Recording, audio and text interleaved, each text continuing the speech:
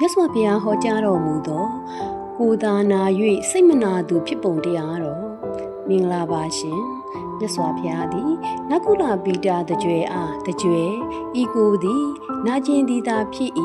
ငါသည်နာကျင်သောကိုရှိသူဖြစ်ပြီးငါဤစိတ်သည်နာကျင်မှုကင်းသည်ဖြစ်၏ဤသို့သင်တို့ကျင့်ရမည်ဟုမိန့်တော်မူ၏မြတ်စွာဘုရားအဘယ်မျှဖြင့်နာကျင်သောကိုရှိသူဖြစ်၍နာကျင်သောစိတ်ရှိသူလည်းဖြစ်ပါသည်။အဘယ်မျှဖြင့်နာကျင်သောကိုရှိသူသာဖြစ်၍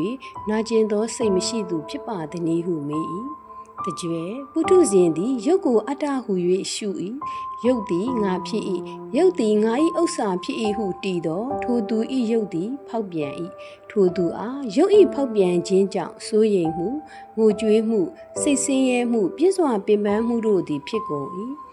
ဝေဒနာကိုအတ္တဟု၍ရှု၏တင်ညာကိုအတ္တဟု၍ရှု၏သင်္ခါရတို့ကိုအတ္တဟု၍ရှု၏ဝိညာဉ်ကိုအတ္တဟု၍ရှု၏ထိုသူအားဝိညာဉ်၏ဖောက်ပြန်ခြင်းတစ်မျိုးတစ်ဖုံဖြစ်ခြင်းကြောင့်စိုးရိမ်မှုငိုကြွေးမှု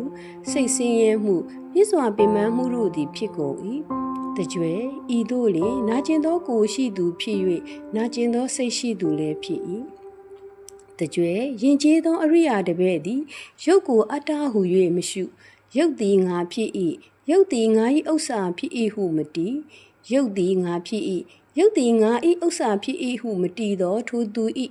ထိုရုပ်သည်ဖောက်ပြန်၏ထိုသူအားရုပ်၌ဖောက်ပြန်ခြင်းကြောင့်စိုးရိမ်မှုငိုကြွေးမှုစိတ်ဆင်းရဲမှုပြည့်စွာပင်ပန်းမှုတို့သည်မဖြစ်ကုန်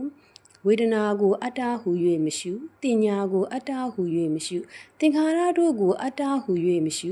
ဝိညာဉ်ကိုအတ္တဟု၍မရှုထိုသူအားဝိညာဉ်ဖောက်ပြန်ခြင်းကြောင့်စိုးရိမ်မှုငိုကြွေးမှု